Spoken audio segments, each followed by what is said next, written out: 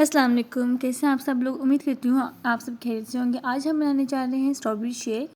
Strawberry वैसे भी आज का सीज़न है तो आपको ये लाजमी ट्राई करना चाहिए। स्ट्रॉबेरी बनाने के लिए हमें चाहिए दूध 1 गिलास, स्ट्रॉबेरी आप ले लें 8 to 10, आइस क्यूब्स और शुगर आप अपने हिसाब से ले सकते हैं। लाइक मैंने यहाँ 2 to 3 टेबल स्पून यूज़ किए थे। आपको जितना पसंद है आप वो उतनी शुगर यूज़ कर लें। अब स्ट्रॉबेरी बनाने के लिए मैंने एक जूसर में स्ट्रॉबेरी ऐड की, मिल्क ऐड किया और शुगर डाल के इसको मैंने अच्छी तरह से ब्लेंड कर लिया।